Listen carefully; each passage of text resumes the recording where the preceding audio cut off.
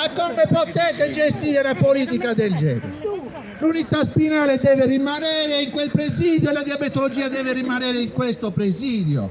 Solo così si può garantire un diritto alle cure. Quindi serve un progetto, serve lungimiranza e serve che fate un mea culpa e ve ne tornate a casa tutti, perché avete fallito il vostro mandato di politica, avete fallito il vostro mandato di curare gli ammalati. Non li curate e li state abbandonando e noi vi diciamo basta e vi rimandiamo indietro questa proposta oscena, ve la ributtiamo in faccia, non l'accetteremo mai che la diabetologia venga smantellata. Ora e mai. Ci sono già centinaia di firme di pazienti che dicono no a Quartu, la diabetologia deve restare al Abruzzo, Gianfranco Fancioni. Sì, l'appello alle istituzioni, l'appello all'amministrazione è fermatevi finché siete in tempo. Non si possono abbandonare i pazienti diabetici, non lo meritano i pazienti, non lo meritano gli operatori. Serve un progetto, serve lungimiranza, serve sederci su un tavolo e confrontarci. Non si può fare una scelta così scellerata e disumana. Che cosa abbiano fatto i pazienti per meritare questo odio e questo disprezzo verso di loro?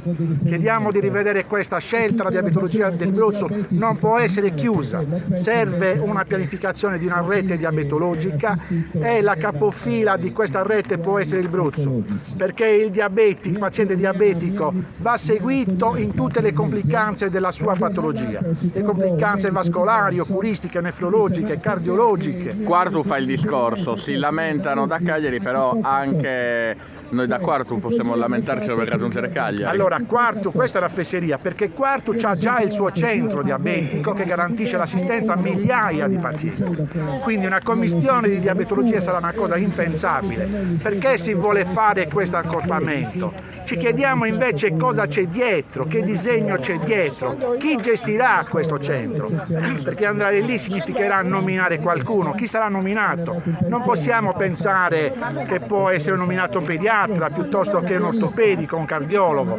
Quindi, ripeto, serve un piano, un progetto che identifichi modi e tempi. Lei poi dice ci sarebbe un piano, cioè via la diabetologia, in arrivo quale? In arrivo la transizione dalla parte della ASL dell'unità spinale. Sarebbe un danno? Sarebbe un danno perché l'unità spinale è già contestualizzata in quell'ospedale. Istituirla all'interno del reparto della diabetologia come si prevede è una cosa che non sta né in cielo né in terra. Bisogna progettare i locali. In tutto questo trambusto i pazienti pagheranno lo scotto maggiore, verranno trascurate quelle patologie, i pazienti non verranno più curati. Chi curerà questi pazienti? I pazienti non meritano di essere abbandonati, i pazienti diabetici vanno curati, sono migliaia e migliaia di pazienti. Oggi la battaglia, prossimi passi? I prossimi passi sarà un esposto alla Procura della Repubblica, sarà un'informativa al Ministero della Salute, sarà un presidio all'interno all'assessorato e chiederemo anche le dimissioni di questo assessore e anche di questa classe politica, perché non si può ancora continuare a lottare per il diritto sacrosanto che è il diritto alla sanità e a avere cure dignitose.